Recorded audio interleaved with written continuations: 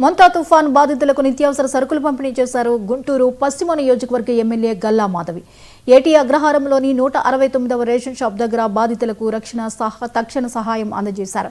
వరదలతో ఇబ్బందులు పడిన 60 కుటుంబాలకు సరుకులు పంపిణీ చేశారు. నియోజకవర్గ పరిధిలో 315 మందిని పునరావాస కేంద్రాలకు తరలించామన్నారు. సీఎం చంద్రబాబు ముందస్తు చర్యలు తీసుకోవడంతోనే ముప్పు తప్పిందన్నారు.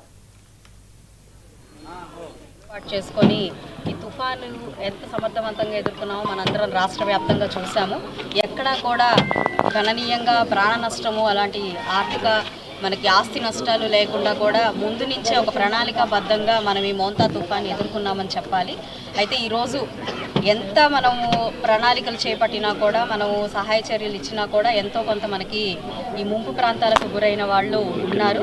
అయితే ఈ వెస్ట్ నియోజకవర్గం నుంచి తీసుకుంటే దాదాపుగా 325 మంది మనకి గత 2 రోజులుగా రీహాబిలిటేషన్ సెంటర్స్ని ఆశ్రయించి లోతట్టు ప్రాంతాలుగా ఉండి వాళ్ళన్నీ ఇళ్ళు మునిగిపోయిన వాళ్ళందరూ కూడా ఈ రీహాబిలిటేషన్ సెంటర్స్లో ఉండడం జరిగింది.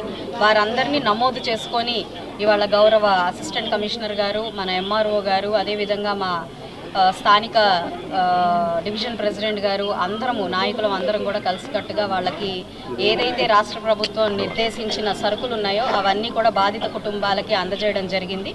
అందులో ప్రధానంగా ఒక 25 కేజీల రైస్ని, 1 కేజీ కందిపప్పు, అదేవిధంగా మనకి బంగాళదుంప, పంచదార, ఉల్లిపాయలు, ఇవన్నీ కూడా ఆయిల్, పామ్ ఆయిల్ ఇవన్నీ ఇవ్వడం జరిగింది.